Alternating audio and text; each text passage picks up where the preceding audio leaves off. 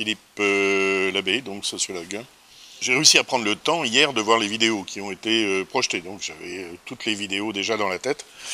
Et je trouvais que ce qui était particulièrement intéressant, c'était qu'on avait d'une part le discours, enfin bon, il y a eu un moment ce matin, cette espèce de problématique des anciens et des modernes, des vieux et des jeunes, etc., sur lequel tout à l'heure je vais intervenir d'ailleurs en précisant que, à mon avis, la contradiction n'est pas un problème, elle est au contraire le début d'une synthèse. C'est la définition qu'on pourrait donner de la dialectique.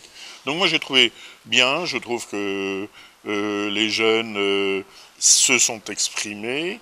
Ça ne veut pas dire que je suis d'accord avec tout ce qu'ils ont dit, au même titre que d'ailleurs les vieux, dont je fais partie, sans doute faisons-nous des erreurs, mais donc de grande qualité, avec une organisation absolument remarquable. Je dois dire que non, c'est bien organisé, c'est agréable, on est là dans un centre de formation, et la formation, c'est l'éducation populaire. Alors oui, c'est la métaphore de Bertrand Schwartz après le débarquement de Normandie, quand ils arrivent devant, avec la deuxième DB du maréchal Leclerc. Les Allemands résistent devant Paris et Leclerc a l'idée de faire passer sur les ondes le message la route est libre, allez-y, et Bertrand de rajouter elle n'était pas libre, mais on y est allé et on a libéré Paris. Donc je trouve que cette métaphore est absolument remarquable.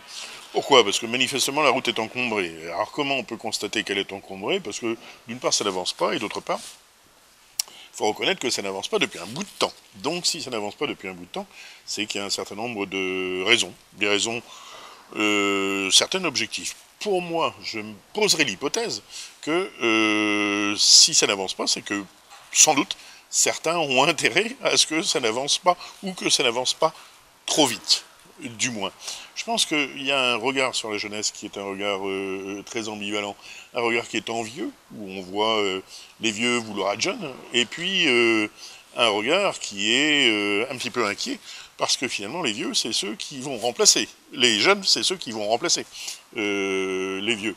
Donc c'est pas nécessairement agréable de sentir qu'on est poussé vers la sortie.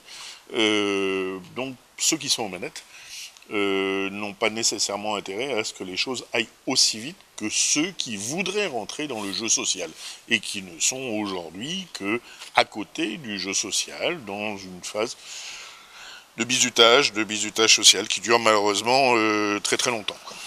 Il y a des évolutions, mais quand on relit le rapport de Bertrand Schwartz, qui est à l'origine, tout le monde s'accorde pour dire que c'est la naissance de l'insertion, on se dit qu'il y avait un souffle absolument extraordinaire, que si tout avait été mis en œuvre à partir de ce rapport, à ce moment-là, sans doute ne serions-nous pas aujourd'hui au stade où nous en sommes. Alors il y a des évolutions, mais c'est des évolutions qui sont par petits morceaux, qui sont sectorielles, qui sont sur des catégories de public, qui sont dans le fonctionnement traditionnel de la société française, c'est-à-dire un fonctionnement en tuyau d'orgue, quoi. On n'a pas... tout le monde s'accorde pour dire que l'approche globale, qui est le concept clé quand même, l'indissociabilité, concept clé de l'éducation populaire, c'est-à-dire on ne dissocie pas la dimension de l'économique et du social, etc., c'est pertinent. C'est ce qu'on pourrait appeler une approche holistique ou systémique, quoi. Mais n'empêche que les institutions raisonnent toutes de façon sectorielle, c'est-à-dire toutes disent oui, vous avez raison, et font exactement l'inverse de ce qu'elles viennent de valider. Enfin, donc il y a un écart entre ce qui est dit et ce qui est fait, qui me fait un petit peu penser à ce que Roland Barthes, pour distinguer le signifiant du signifié, disait. Il se disait, voilà, vous arrivez devant un restaurant à Roscoff, dans le Finistère Nord, très beau restaurant, puis vous voyez sur la carte délices entortillées de l'océan. Ça vous tente, donc voilà, ça on est dans le discours, et puis vous rentrez dans le restaurant, vous commandez les délices entortillées du restaurant, et vous avez des bigorneaux.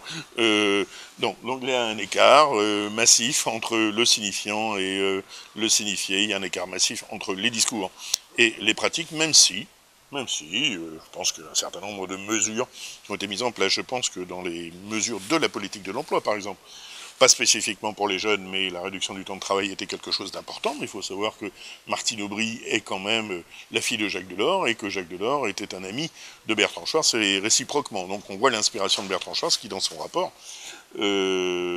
parle du partage du travail. Thème aujourd'hui absent. C'est-à-dire c'est comme si c'était un jugement qui avait été porté une bonne fois pour toutes. Il fallait plus en parler du partage de travail. Donc, manifestement, il est... bon, donc on a eu ça, la réduction du temps de travail. On a eu les emplois jeunes, qui était quand même une mesure intéressante, les emplois d'avenir. C'est une mesure intéressante, la garantie jeune demande. Je pense qu'il faut attendre un petit peu, parce que c'est une mesure, d'abord, c'est pas pour l'ensemble de la jeunesse, c'est pour la jeunesse qui est en situation de très grande vulnérabilité. Donc on n'est pas là encore dans une petite... Alors, il y a un autre phénomène qui est en train d'intervenir, c'est avec la loi NOTRe, nouvelle organisation territoriale de la République, un problème de compétence, hein, c'est-à-dire qui va aujourd'hui être capable d'avoir une politique jeunesse cohérente, systémique, holistique, globale.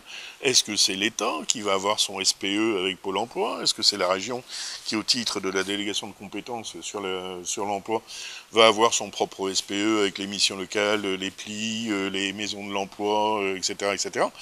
On a là des risques importants de confusion. Ma position est que si la décentralisation en soi est plutôt une bonne chose, elle n'est pas pour autant une garantie. C'est-à-dire on a connu des effets de décentralisation qui ont produit ce qu'on appelait le sacre des notables, quoi. Donc pour moi, ce n'est pas la solution finale. La solution serait certainement de mettre autour d'une table l'ensemble des institutions, et un bon indicateur de la capacité des institutions à mettre en œuvre la validation qu'ils donnent sur le principe de l'approche globale, c'est la fongibilité des subventions. C'est-à-dire si elles étaient capables de mettre dans un panier l'ensemble de leurs subventions en disant voilà, pour une politique jeunesse c'est ça, maintenant vous puisez dedans, vous rendez des comptes. Dans un an, on aurait avancé. Mais aujourd'hui, on n'en est pas là. On en est à telle collectivité donne tant de subventions, je veux un retour sur investissement à l'euro près sur ce que j'ai donné, quoi. Et j'ai la compétence, développement économique, formation pour la région, j'ai la compétence emploi pour l'État, j'ai la compétence sociale pour le département. Donc on est là dans une juxtaposition. Ce que d'aucuns, je crois que c'est Léo Ferré qui chante, l'ennui dont se meurent les parallèles. Voilà, c'est un petit peu ça, quoi. Si tu veux, pour moi, il y a un problème, c'est-à-dire on a au moins deux parties prenantes. On a des adultes et des jeunes. Des vieux et des jeunes, je ne sais pas comment il faut les appeler. Bien. La solution n'est pas de remplacer la subjectivité des adultes, pour telle ou telle raison, on considère que, par une autre subjectivité qui serait celle des jeunes. C'est-à-dire, c'est pas parce qu'on est jeune qu'on a plus raison qu'un adulte. Au même titre que c'est pas parce qu'on est adulte qu'on a plus raison que l'on est jeune. Au centre, contrairement au slogan, je dis au slogan au pluriel, c'est-à-dire ça se décline à peu près partout. C'est-à-dire à l'hôpital, au centre, il y a le patient, à l'école, au centre, c'est l'élève, à la mission locale, c'est le jeune en insertion, au centre social, tout le monde est au centre. Ce qui nous donne un système complètement ahurissant. Tout le monde sera au centre, ça veut dire qu'il n'y a plus personne à la périphérie. Je ne vois pas comment ça peut se construire, ça, physiquement, un système de ce type-là. Bref, plutôt que d'avoir une logique où au centre, on aurait une subjectivité à la place d'une autre, au centre, c'est l'interaction entre les jeunes et les adultes qu'il faut développer. C'est cette émulsion entre les deux, y compris à partir de divergences. La vie et les relations entre humains ne sont pas une grande bergerie marcusienne où il faudrait se faire des bisous. Non, non, la contradiction fait partie de la vie, et on essaye de la résoudre par le dialogue, par l'éducation populaire, par toutes ces choses-là dont on a parlé, quoi.